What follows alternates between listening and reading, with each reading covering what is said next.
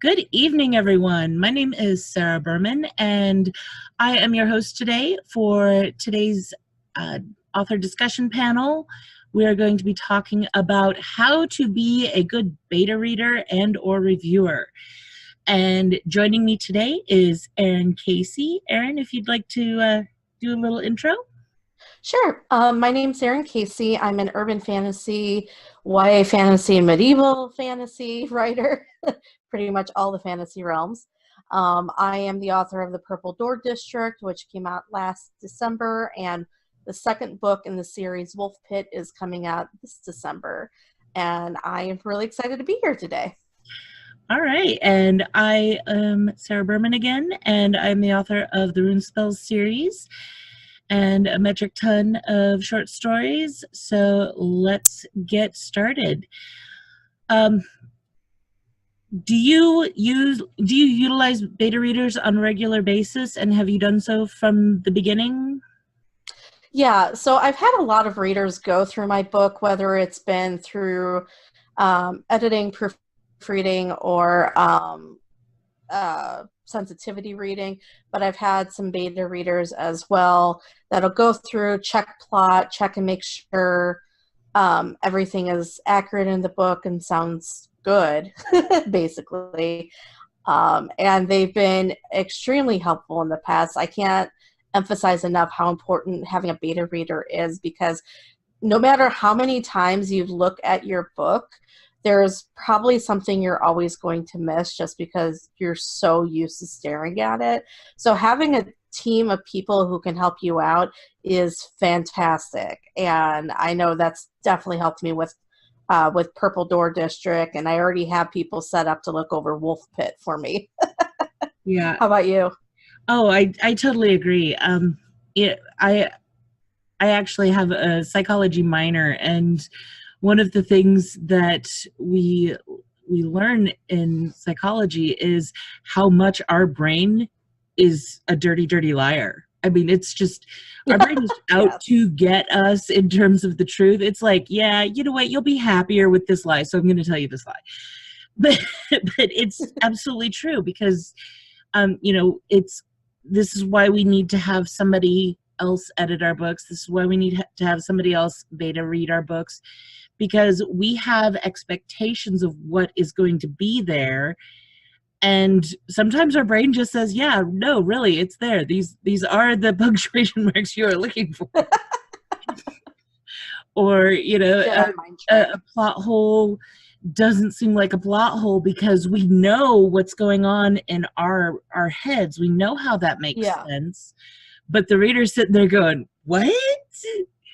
Right? So, yeah, it's very important to have a third party really look over that.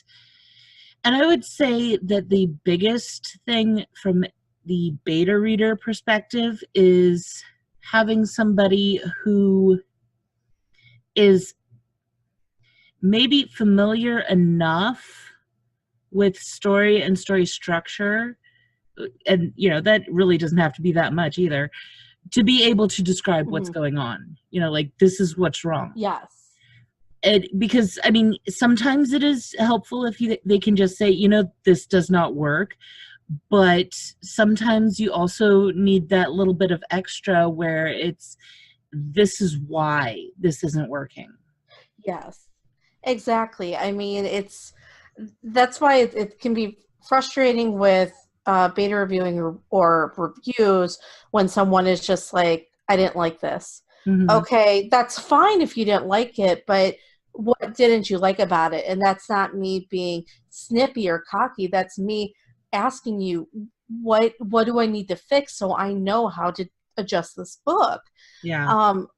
I think it's especially important to have beta readers with, fantasy and sci-fi, because of all the world building that we do, that we create so much of this in our head.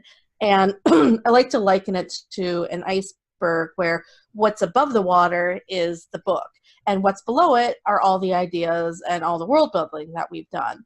And having a beta reader go through and say, okay, this doesn't make sense, or you're inconsistent here with either this magic system or this world element is so incredibly helpful because like you said, we think it's there. We've written this, we think it's there, and then we realize, oh no, I didn't explain that well enough. Yeah, and you know, sometimes it's really weird stuff too. Like in my first book, I had a very, very secondary character, and through the course of her showing up on the page, like, you know, 2 or 3 pages, I ended up describing her eye color twice using different colors. Whoops.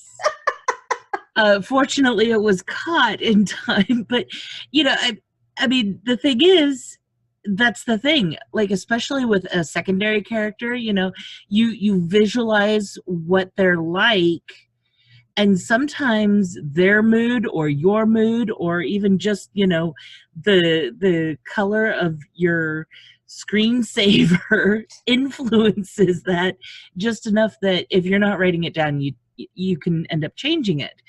Yeah. And so, which of course is why you need, you know, your Bible and everything. Right. But you know, the big thing is having somebody who can point out a lot of those. And, you know, that's, you can kind of replace a beta reader with a developmental editor, but they are, you know, quite expensive. So I actually would recommend having a beta reader look through something before you go for a developmental editor. And then if, you know, they're coming up with a bunch of stuff that you're just like, I don't know. That's when you bring in the big guns. Right. I think, you know, one of the times that a beta reader was so important was actually a time when I realized I needed to step away from the book for a while. I had been working on a medieval fantasy series that ended up turning into an epic medieval fantasy series for 4 or 5 years, and I was trying to cut down book 1 so that it was below 200,000 words. And yes, I'm well aware that is a long book. So I kept cutting and cutting and cutting and got it down to like 160,000 or something. And when I read through it, it all made sense to me. But what I didn't realize is I had ghost scenes in my head. I had cut things and I thought they were still there and they weren't. So when my beta reader read through it, she started asking me questions and going, well, who's this character, or why did this happen or that? And I was like, wait, but I explained that and it's all there. And then I looked back and went, no, it's not. It's gone. So I put it off to the side and was like, I need to put some distance between myself and the series so that I forget everything that happened and I can go back into it with a fresh mind. Now, granted, that's been, 3 years ago, and I've written 3 books since then, but I do plan to go back to it. I just really needed a break, and I wouldn't have gotten that if I hadn't had a beta reader look over my work. Yeah. Yeah. And I mean, the thing is, I would say probably the worst experience that I've had with beta readers is that they all love the book. And oh, yeah. that's really nice. Thank you. That doesn't help at all. Like, I mean, yeah. does that mean it is consistent? Does that, I really, really, really want beta readers to beat the crap out of my books. Yes. I want them to be examined like they are getting paid to thumbs down this stuff. And, they need to be some,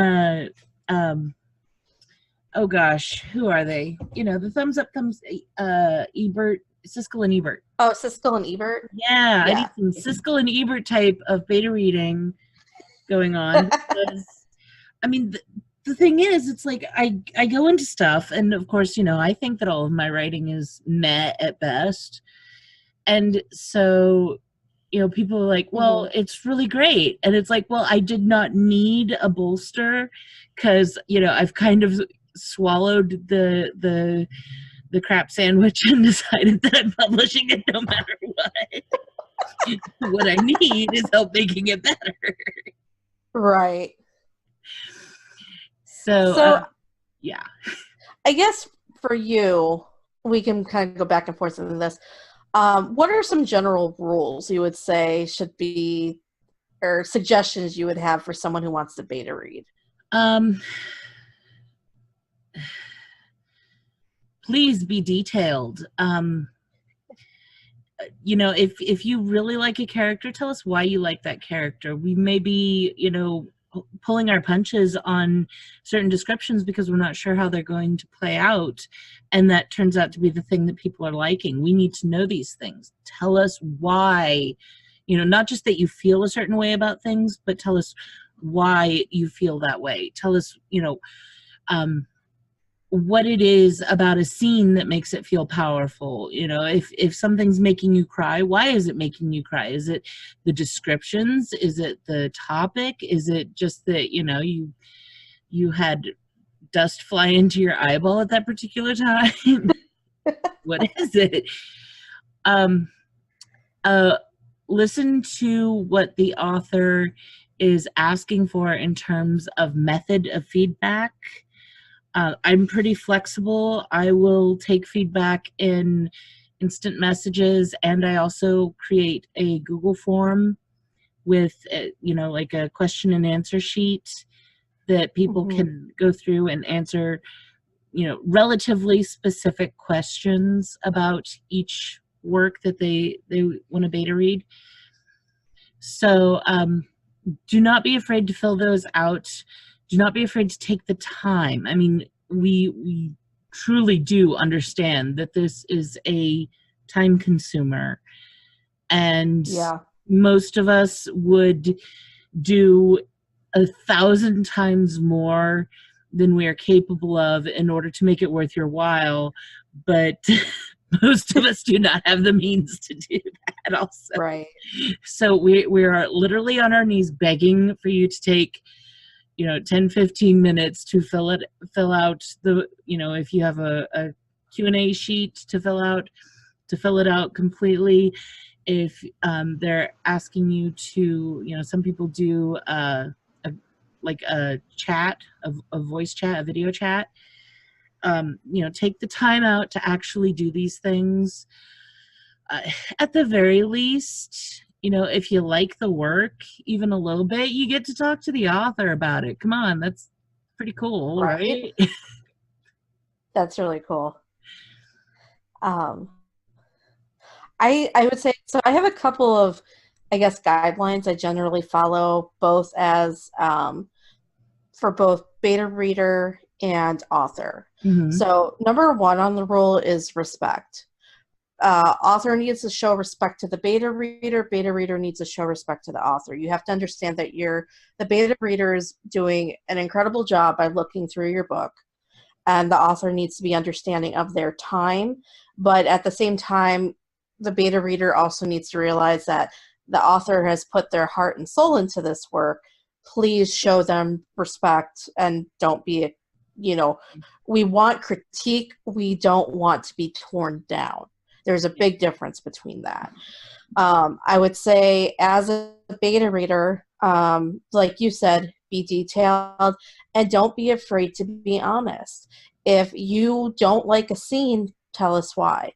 If you think there's a big hole in the plot, tell us why.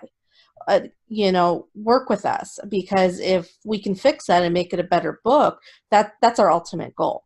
And authors on the other side need to be able to take that critique. If you can't take critique, like honest, heartfelt critique, then you don't need to be sending books out yet. You need to make sure that you're in the wrong business for that stuff. Yes, as an example, because I just saw this today, there was an author who sent his book in to have it reviewed, and he was pushing them to get reviews back. And the person said, I just want to give you a heads up. We've reviewed the book. It's not a great review, but we'll give you the critique back. And the author was like, well, then I don't want it. You can just toss it out. And here are all the reasons why my book is fantastic and great and why it should have 5 stars. And Barnes & Noble said this and that and blah, blah, blah. It's like, no. I'm going to give you a hard no right there. You know, that kind of attitude, like, okay, I have a very, very specific way of looking at critique. Mm-hmm. For every person who I actually get to interact with in terms of their feedback, whether it's reading a review or actually talking to them or, you know, whatever, every time I do that, that is 100 times more than I get to do with another 100 readers. Right. You know, I can argue with this one person about whether or not, you know, this was a really great book or not. But there's another 100 readers out there that I don't get to argue with. Yeah. You know, they're just walking around with that opinion and possibly sharing that opinion. And you know what? That's, if I'm not going to listen to it, then I have to live with that as an opinion that I'm going to live with, because I'm not going, right. You know, I'm not going to change it. Yeah, don't argue with your feedback. No, take it, and ultimately, you as the author, you can make the decisions of what you want to do. There are going to be times that you're not going to agree with a point that a beta reader made, and that's fine. I mean, it's your choice of what you want to change and what you don't want to change. And if you have multiple beta readers looking over your book, you might get different opinions back. Mm-hmm. 2 people might really love a scene, and the third one might be like, this doesn't work for the book, exit. Well, then you have to ask yourself, what's the best thing to do? So I always think it's a good idea to have multiple beta readers to look over your book, and that you can talk to and you have a good relationship with. Mm-hmm. It's really, I feel like sometimes it's really hard to find have a good connection between beta reader and author, and when you find it, you want to cling to that, because that is so freaking special. Yeah. Because I mean, you're both working together on this piece, and the beta reader is the first person who gets to see the author's heart on a page, and that's a big thing. That is really a big thing, and you know, I think it's important to remember that. Beta reader, I think in the beginning, the author and the beta reader should definitely establish what exactly the author is hoping to get out of the review. So some people just want a general overview. Does the plot make sense? For me, I generally, like you do, have some kind of list of questions or questionnaire asking, okay, specifically these several things. Mm-hmm. Did this make sense? Did this character stay true? Were you able to guess this? Blah, blah, blah, blah, blah. And I send that to them because this is exactly what I'm hoping that you'll look for as you're going through the book. These are the parts that I'm afraid didn't work. And that helps guide the beta reader, because otherwise they're just like, well, I'm going to read the book and I guess I'll tell you what I think. Mm-hmm. And then the author gets mad because they don't get the feedback that they want. Well, the author didn't provide them the information. So again, you need to work as a team. Also, provide deadlines for each other. The author needs, well, for one thing, the author needs to give the beta reader more than like a week to read through the book. I can't tell you how many times I've seen people go, oh, hey, I'm publishing my book next week. Can somebody read through it for me and edit it and review it? And it's 120,000 words or something. Like, yeah, no. It's 120,000 words. Yeah, no. That is not how that works. No, give your beta reader plenty of time, and author and beta reader should be honest. Author, I need to get this back by this time. Is that possible? Beta reader, no, can I have an extra week? Or yes, that'll be perfectly fine. Talk to each other. Also, don't ghost each other. If the author just wants to check in, that's okay. And now, if you're checking in every day, that becomes obsessive. Please don't do that. Give the beta reader their time. And beta reader, please, if the author asks, when am I going to get this back? Or, you know, how far are you? Please give them an idea of where you are. Mm-hmm. Because there have been beta readers. I know I've sent my book out to someone who never responded back to me. And I was like, okay, what happened there? I I will add one thing to that. Yes. As a beta reader, do not assume that if you need a few extra days to finish it, that you should just give up.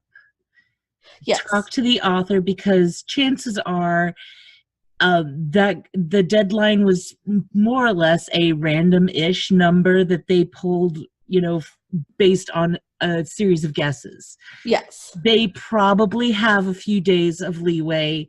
If not, they can tell you then, but do not assume that if you're not going to have it in by midnight on Sunday, then you might as well not finish it at all. Find out if you can have until Wednesday, because Right. for good feedback, a lot of authors will be like, of course. Yes. Also, if you agree to a deadline, don't wait until like a week before that deadline, week before the deadline's up to say, oh, actually, I'm not going to have the time to review this at all. Like, because then you've just wasted several weeks of the author's time when they could have sent the book off to another beta reader. So again, please be respectful of each other's time. And authors, if they need a little bit more time, be understanding. It happens. Don't, I always try to think of it as I try to have leeway on each side of my editing or beta reading schedule. So if I tell them I need it back by this time, I'm in my head thinking, okay, I'm providing myself another extra week just in case. Yeah. Because things happen. Life happens. We're all busy. Yeah.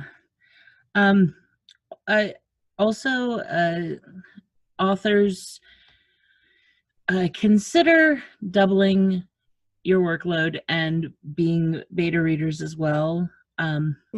One of my policies, and yes, this year has been a total cluster, so it doesn't count so far, but in the past, I have made an effort to beta read at least two other works, two other authors, and two other works by a different author each quarter, as a kind of pay it forward kind of situation. Because I mean, the thing is, let's be realistic, a huge crossover between beta readers, reviewers, and authors. Some people are all three plus a few others. Yeah. So if you have even an inkling that you're going to have some time, help out an indie or up and coming author, and give their stuff a read through. Yeah. I mean, and if you're not able to do a read through of other people's stuff, I understand time constraints, and for me myself, I have an eye condition that makes it hard to basically read a lot, so I have just about enough energy to get my own stuff out at this point. But if that's the case, then at least still do something generous for your beta readers, whether it's sending them a free ebook when the book is done, or sending them a signed copy or something as a thank you, to show that their work is very much appreciated. If they're doing beta reading as a professional thing, and they have a website where they take reviews, leave a review for them. Let people know like how well they did as a beta reviewer. Like it goes both ways. Yeah. Definitely.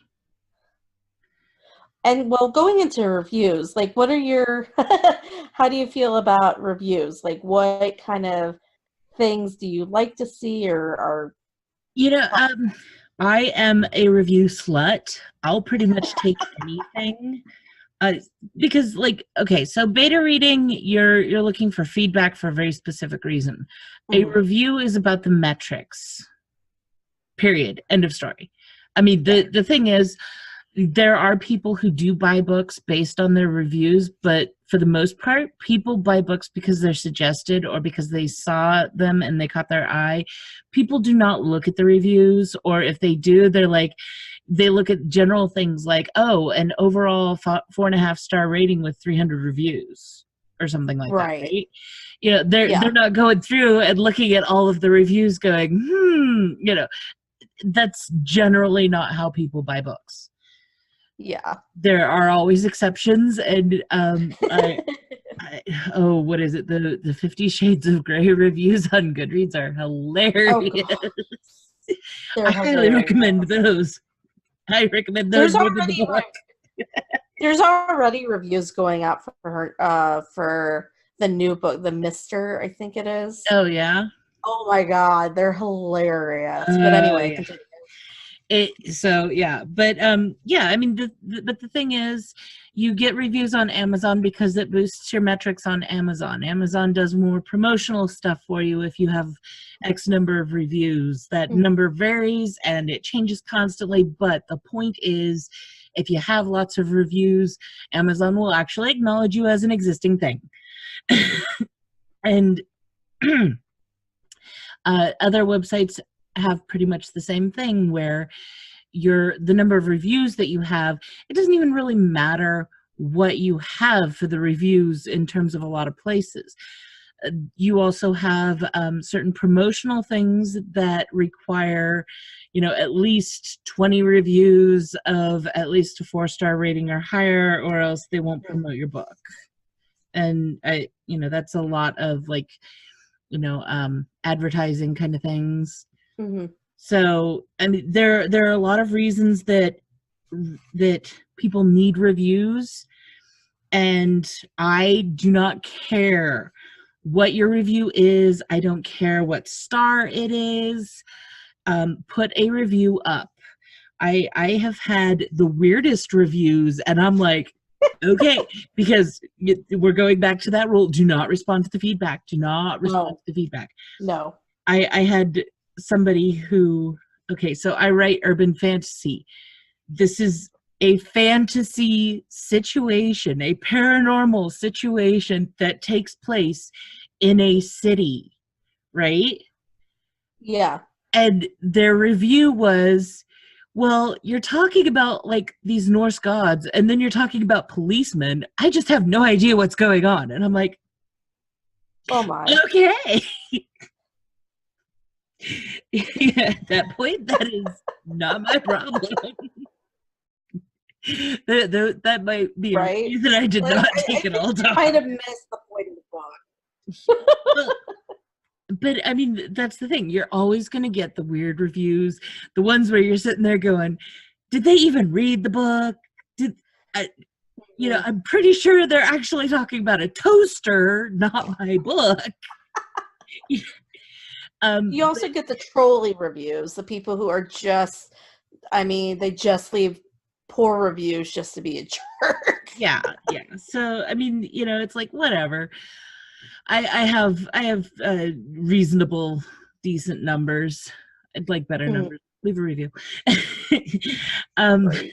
But and the thing is, while it is nice to get that 5-star review that goes on and on about how wonderfully this particular scene was, or this particular character was, or how exciting the whole book was, or whatever, those are great, especially on those days where I'm pretty sure that the computer is going to go out the window instead of be used for my next book. Those reviews are great, but in terms of what I want out of a review, leave a little, click the star that is appropriate to the number of stars you want to give me, and, say something like good or sucked, or, you could go with a 1-word response. I'm not going to be upset about that. Please don't say it sucked. Like you said, the metrics are really important. I will say for me, the reviews that I get, what I want is honesty. Like if it's good and you loved a bunch of stuff, feel free to write it. If it's lacking something, please write that. One of the reviews I got that was really helpful was they talked about their opinion of one of my villain characters, and I read it and I was like, that's an interesting take on it. Okay. And it made me really think about the villains for the next book. We listen, if you if you're going to write something and suggest changes or things like that, a lot of authors are going to listen and be like, oh, okay, well, that makes sense. Yeah. For me, I read my reviews. Other authors may not, just because they want to focus on their own work, and that's totally fine. Everybody has their own way of doing it. I will say this, that if you absolutely hate the book and you write a low review and, you know, tell me exactly where you think I went wrong, and you're honest about it, I'm fine with that. I'm not going to be like one of these authors who got so mad at a reviewer, he went and tracked her down and hit her on the back of the head with a bottle. That's a hilarious story of what never to do. Exactly. There's so many stories of what not to do. Like, okay, congratulations. Now you have a bad review and a prison sentence. Yes. I mean, like, good job. Authors, don't take the bait of the reviews. Don't get involved in the reviews. Like, the most I will generally do is either write thank you or put like a like next to the review to acknowledge I saw this and I appreciate it. But the worst thing an author can do is try to combat the reader or the reviewer. Yeah. Well, it's just, it never ends well. Again, it goes back to the whole thing where, okay, you've published your book. The story is set. I mean, the thing is, even if you go back and change things and republish it, what you put out there is out there. Yeah. You can't have a discussion with every single reader. No. To explain why you chose that particular method. It's either obvious and it works, or it's not. You don't get to have that discussion. Exactly. Simple as that. And the thing is, do you really want to spend the time ruining your reputation by cutting down a reader because maybe they didn't understand what you were doing or whatever? Like, just walk away. You can look at it. You can be mad at it if you want. You can throw a whiskey bottle, not at a person. Don't throw it at a person. But just breathe and don't respond, because the only thing you're going to do is tick yourself off, tick off the reader and anybody else who ends up seeing that chain. And that's not going to help you at all. And it's also going to make you look like a real jerk to everybody else. Yeah. I mean, honestly, there are even famous authors who people will not read their books because of the way that they treat their fans, or somebody who left a review, or, somebody who had the audacity to critique the way they did something. It never, ever, ever works out well for the author. Never. Exactly. You have to understand that as an author, you're putting yourself out there. There will be people who will love your book, and there are going to be people who are going to hate your book. But you have no control over their opinions. What you do have control over is how you present yourself as an author. Even if you get I guarantee, even if you get a bunch of low ratings, if you don't engage and you remain respectful, you're probably going to have a better reputation than an author who has a bunch of 5 stars, gets that one nasty review, and they try to tear the reader down. Negative news travels fast. And people do take screenshots and post them online. I can't tell you how many I've seen in the last couple weeks of authors being extremely rude to readers, including one who was like, you need to buy and or review my book, otherwise you can't be on my fan page. Oh my gosh, I saw that. And it's like, my okay, bye-bye. Seriously, you are not a god. I'm sorry, you are not a god. But the hilarious thing is, people who do things like that always remind me of, okay, so I have an addiction to kitchen nightmares, which is yes. Gordon Ramsay goes around to, essentially mom and pop restaurants. And, Gordon Ramsay, who has 12 restaurants throughout the world, and they're all raging successes. And, I mean, you could say whatever you want to about his attitude, but he's a dang good cook. Yeah. And so he'll go in there and he'll be like, okay, like the first thing he does is he tastes the food and he'll be like, this food sucks. You know, it almost always sucks. But you know, he'll be like, this food is horrible. This is rubbery. This is, and people will be like, well, you just don't know how to cook it. And it's like, seriously? Oh my gosh. Do you even know? Like, there are some people that you can say that to, but if you know, not one of them. Yeah, one of the most famous chefs in the world is sitting there telling you your food sucks, maybe you should hear him out, you know, just a thought. But there's so many who have just these haughty attitudes about it, and yeah, no, you are not God. Yeah. Well, and you know, okay, so the whole thing about a review is, it's interesting because we essentially, as authors, the psychopaths that we are, take our entire careers based on other people's subjective opinions on what we write. Like these aren't, we can't even say that they're facts. Like, okay, you can say there's a fact if, you know, there's no period at the end of this sentence. That is a fact. But saying that you spelled a character's name by accident. But if you say something like, well, I didn't like the way that plot went. Okay, most people may agree with you, but that's still an opinion. So, like, we're basing our careers off of other people's feelers on our books. It's kind of just a really psycho way. And then we try to argue with it, like. Yeah, and then we wonder, and then we wonder why authors have issues with self-doubt and self-loathing and all those kind of things. Drinking or other vices. It's because we do it to ourselves. Oh yeah. This, and interestingly enough, it's like right up there with being a movie star. Like, what do you want to be when you grow up? A movie star, a rock and roll star, a world famous author? You know, no, don't be any of those things.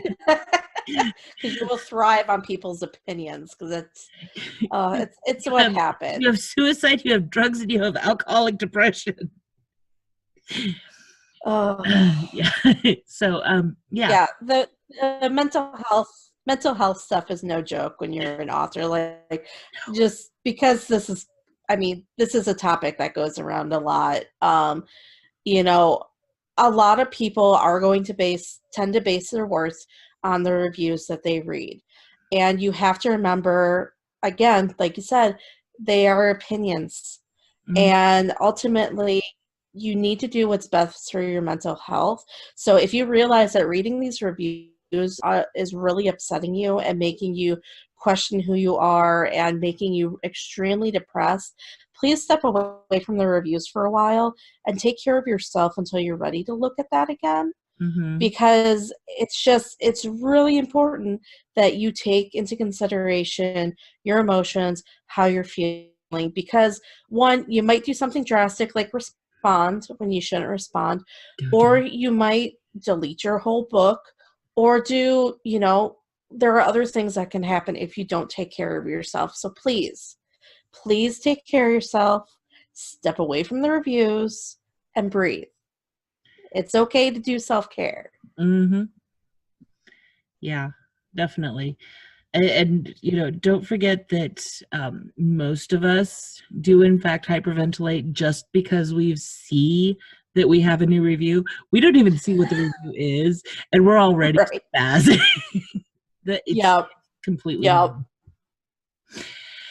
But so yeah, I mean, the whole point of that, I guess, is reviews are really kind of a necessary evil in the sense that they can help the author. The good ones, the really good ones are always satisfying to read, but you never know if they're going to be the good ones until you've read them. So there's that. And so much of our ability to get our book out there is based on the number of reviews and and to a much lesser degree even the quality of reviews, but mostly the number of reviews, Mm-hmm. that we have to have them. So leave a review, don't kill me. Yeah, just leave a review, don't kill me. Yes, we really appreciate reviews, and authors, please be gracious for reviews. If somebody messages you and says, hey, I left a review for your book, please respond kindly, say thank you, because they took their time to write that and to put it up on different social media platforms, and it's really good to be gracious. For just being a human, it's good. But also for your reputation too. I mean, if you treat reviewers well, you're more likely to get more reviewers that way. And it's just a nice thing to do. I mean, again, the publishing industry can be very competitive, but we don't have to beat each other down to get on top. Work together, work with one another. And hey, if another author reads your book and reviews it, consider reading their book and reviewing their book too.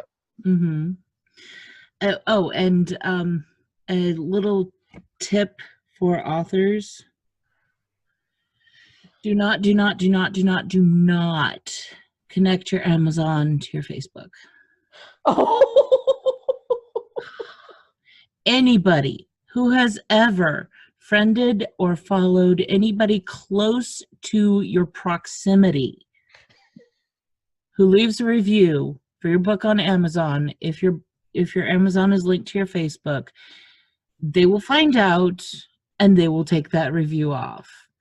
Yes. I have never had a problem with that because I've never linked those two accounts. And my own mother leaves reviews. I'm like, Mom, you can't do that. Like, but I liked it. I'm like, I don't care. We have the same last name. They're gonna know. Unless they're a verified customer. If you're a verified customer, it's okay. Well, and that's the thing. I do make her buy the books. Yeah. Look, if you're going to do that, you have to buy the book. Yeah, you don't want to lose reviews that way. Be careful with it. Yeah. Also, if for some reason people tell you they left reviews and they're not showing up on Amazon, contact Amazon and get that figured out, because seriously, reviews do help. Yeah. And, I mean, I hate to say it, but the Amazon rules for reviewing, they are so incredibly complicated and they're constantly changing. If you have reviews that are disappearing and they give you a reason for it, there is probably a good chance you should just drop it at that point, because I mean, no, it's not fair. I mean, Amazon's rules have never really been very fair to indie writers or to small published writer, small press writers, anything like that. It's not skewed in our favor. That's, we can waste a lot of time arguing about it, or, just be sad and move on. Yeah. Also, don't be afraid to, actually, this goes two different ways. Yeah. One, don't be afraid to ask for reviews. If somebody says, hey, I'm excited to read your book, say, oh, hey, great. If you wouldn't mind leaving a review, that would be wonderful. Yeah, that's okay. On the other hand, on your Instagram or Twitter or whatever, if you, when somebody follows you, please do not leave an automatic message that goes to that person that says, hi, thanks for following my page. Please read my book and review it. We need your reviews. Please don't do that, because that is the quickest way for me to just ignore your page. I do not like those impersonal messages. Well, yeah, I mean, like, I connect with people for so many reasons, and, I'm going to be completely 100% honest here. I support a lot of authors by, friending them, following their pages, sharing some of their books. They're not necessarily books that I have an interest in reading. And that's my personal preference. Yeah. I do what I'm able to do, but you know, there's some that it's just like, yeah, this does not sound at all interesting to me. I'm sure other people love it. I'm just going to share it for people. Yeah. So, you know, so to constantly pressure me into reading the book, it's like, yeah, Please maybe don't. you should love me for me. Right. I mean, that's like I said, I try to support authors by doing my Friday author interviews on my website. Mm-hmm. Granted, I do any genre. I've done children's books, I've done war stories, I've done fantasies, romance, just a plethora, basically. And a lot of the books, maybe I wouldn't be necessarily be interested in reading, but like you said, there are going to be people out there who are interested, and all these authors need is a little nudge or a little marketing to help them out. And there's Mm-hmm. nothing wrong with that. You can go ahead and promote your fellow author. It's not competition there, especially if you're in completely different genres. Yeah. You know, the thing is, if because a lot of authors have podcasts and stuff or blogs that they do reviews on, you know, let people know about these things. You know, I know that reviewers tend to get inundated pretty quickly, but if you do interviews, I've noticed that a lot of people, particularly when they're starting out, have difficulty getting people on the show to interview. I'm Mhm. just saying right now, I will interview with anyone. Same. Anyone. Same. I will show my pretty face on any podcast that lets me, and I will have no shame doing it. And I'm a hardcore introvert too. But yeah, I mean that's the thing. And I also have like about, you know, 5-10 people that I could name off in about 30 seconds that would probably be interested in it too. So there you go. Yeah, We can help each other. I'm just saying. exactly. Just remember to be respectful to each other. Yes. You don't need to be jerks. I'm sorry, I've read way too many articles about authors just being nasty to, reviewers or I don't understand that. It's like, you know, people There's have opinions. There's a time and place to defend your book. That's not one of them. Right? It's like, you know, at a certain point, you just smile, nod, and go, okay, you could be wrong over there. Yeah, exactly. You have your opinion, I have mine. I'm just not going to word mine. You can have your wrong opinion over there. Oh my gosh. But no, in all seriousness, in your head. Don't say it out loud. In all seriousness, like, reviews are amazing. We really appreciate it. Mm-hmm. So if you're able to give a review and it's just a couple stars and one word, we appreciate it. So thank you. Yes. And, you know, if it's about a toaster, it's probably not my book. Just saying. But, you know, you could always do like, you could always do like a 4-star review and be like, better than a toaster. Or better than sparkly vampires. Right? Yeah. I mean, there are so many things. Like, you don't have to make sense in a review. You really don't. You just spew some random verbiage and click your little stars and you know, if you want me to know that I'm a genius, then tell me I'm a genius. If you want me to know that I'm maybe insane, tell me that I may be insane. Both are equally accurate, by the way. We write urban fantasy, of course we're insane. Right? Like, how can I mess up the world today? Right? Yeah, I write dark urban fantasy and paranormal thriller. Nice. And horror. Psychological horror. You like the dark stuff, don't you? I love torturing people, apparently. You know, I think what it is I actually have a lot of fears. Like, I'm a relatively nervous person, and I'm terrified of heights. Mm-hmm. And, you know, and there are certain things that are, like, no. but I also have this tendency of being like, okay, so I've been afraid of heights for my entire life. And when I say I'm afraid of heights, standing on top of a coffee table, too high. Oh, wow. So, if faced with the opportunity to do a high ropes course, I, of course, did it. I give you a lot of credit. Nearly in tears the entire time, but you know what? That's the whole point, facing the fears, knowing that they're there. And the thing is, it's like there was absolutely no expectation in my mind that I was suddenly going to be cured of my fear of heights. No, I'm still terrified of heights. Why? Because if you fall down, you go boom, it hurts. Yes, exactly. This did not change because I didn't fall down the one time. Even in my dreams, it hurts to fall. It's not fun. So yeah, completely rational fear. Okay, fine. See, but, I give you credit for facing that, because I'm going to sit over here with my broom away from centipedes. That ain't nothing going to get me over my fear of centipedes. Yeah. But but that's the thing. Like, we need to face our fears of reviews. See how I did that? and face our fears of being beta readers, of loving our beta readers. The thing is, if you give me any feedback on any of my books and then we meet in person, now this is a big thing, guys, I might hug you. Now you still have to initiate the hug, okay?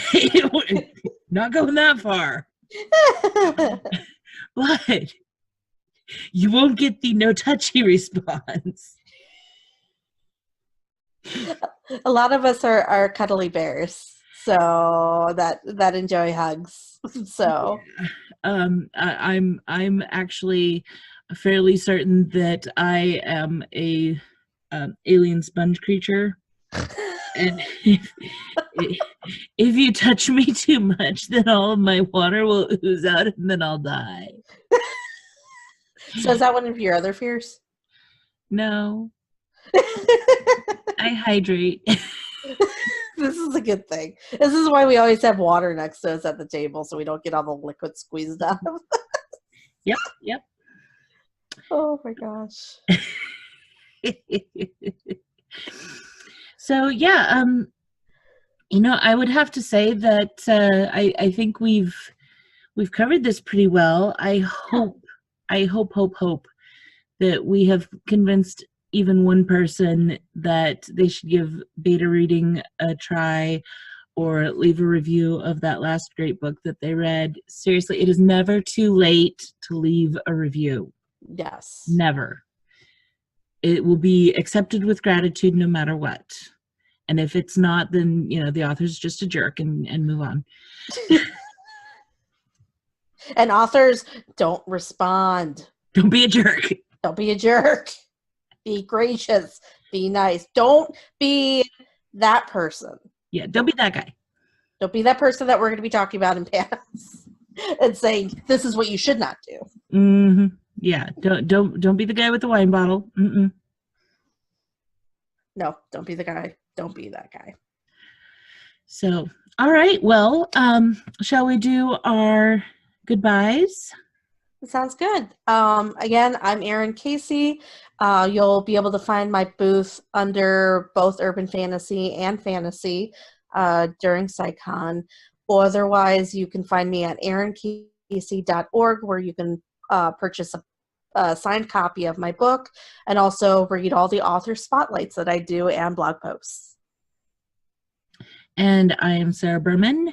You can find me at authorgoddess.com. My booth is under the Urban Fantasy group on the OWSCycon, and going to be bebopping around all weekend. Hope to see you around. Do shoot us a message.